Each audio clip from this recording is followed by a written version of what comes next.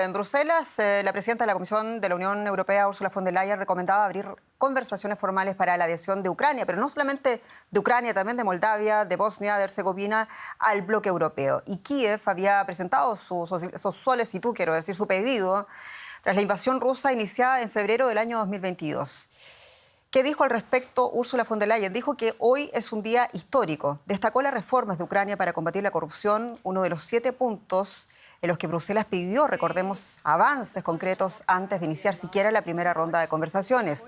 Por ahora, Ucrania introdujo reformas al sistema judicial, así como cambios para combatir el blanqueo de capitales y garantizar la libertad de prensa. Ucrania celebró la noticia. Se prevé que los 27 miembros del bloque europeo abran el procedimiento de adhesión a mediados de diciembre. En su reciente visita a Kiev, la presidenta de la Comisión Europea elogió los esfuerzos de Ucrania para convertirse en miembro de la Unión Europea. Quiero decirles lo impresionados que estamos por las reformas efectuadas en medio de una guerra. Han logrado numerosos objetivos, entre otras cosas, reformar el sistema judicial, limitar las injerencias de los oligarcas y combatir el lavado de dinero. Aunque Bruselas ha acelerado el proceso para Ucrania, eliminando algunos requisitos, Kiev aún debe efectuar extensas reformas antes de unirse a la Unión Europea.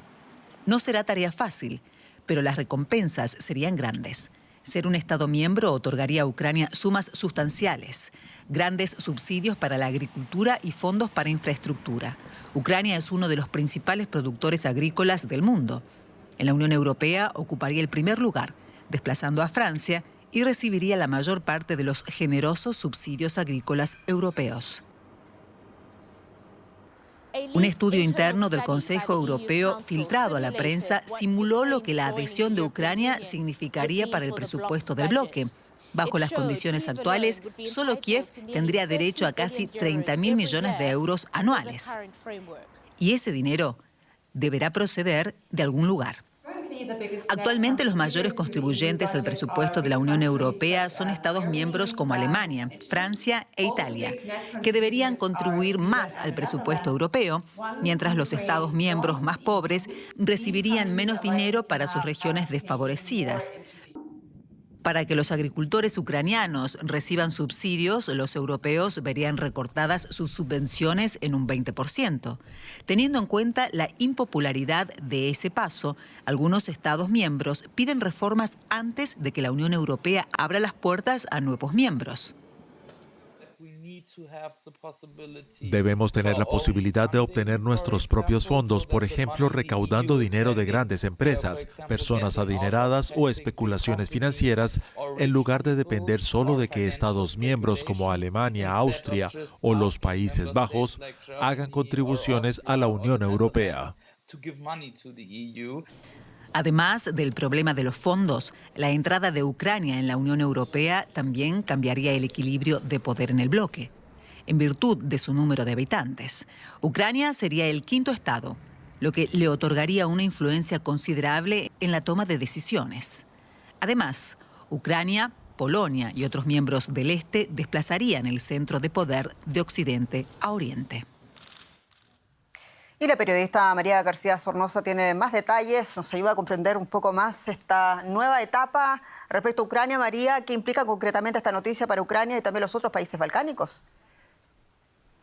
Sí, Jenny, significa de un paso muy importante y que además se ha producido en tiempo récord, pero no podemos perder de vista que de momento se trata solo de una recomendación, porque la decisión final la deben de tomar los 27 Estados miembros y deben de hacerlo por unanimidad. La primera prueba de fuego va a ser esa cumbre europea de diciembre, pero también marzo, porque este es el marco temporal que se fija la Comisión Europea para que Ucrania y también Moldavia culminen las reformas que tienen pendientes, especialmente en lucha contra la corrupción y también protección de las minorías. Y estas buenas noticias que llegan hoy para las exrepúblicas soviéticas contrastan con las no tan buenas que llegan para los países de los Balcanes occidentales, también países candidatos a formar parte de la Unión Europea, porque Bruselas se ha mostrado menos entusiasta con la apertura de negociaciones de adhesión a Bosnia y Herzegovina y cree que tampoco es el momento de otorgar a Kosovo el estatus de país candidato. En cualquier caso, la Comisión Europea insiste en que este es un proceso basado en los méritos, que el camino de cada país hacia el bloque comunitario consiste en sus méritos, en sus logros y sus esfuerzos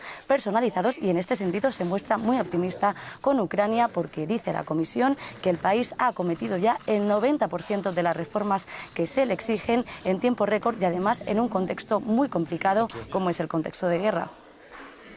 Y tú ya lo decías, lo más difícil es lograr la unanimidad de los socios. ¿Cuáles son las aprehensiones de los Estados miembros para esta ampliación del bloque?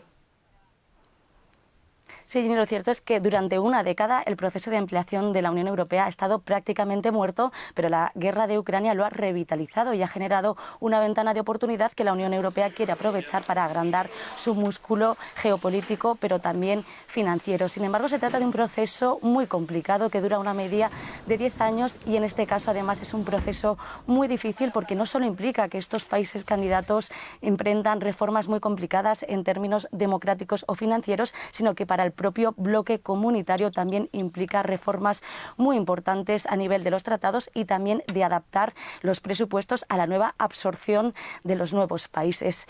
De momento son dos grandes los interrogantes: el cómo se va a producir esta ampliación, si se va a producir como en 2004, cuando entraron a formar parte de la Unión Europea 10 países del este, o si va a ser país por país. Y el otro gran incógnita es el cuándo, porque aquí en Bruselas evitan fijar un calendario concreto para evitar generar falsas esperanzas, pero la fecha que más sobrevuela es que los primeros países formarán parte de la Unión Europea a finales de década, es decir, en torno a 2028-2030. Falta un rato todavía. María García, muchas gracias. Hasta pronto.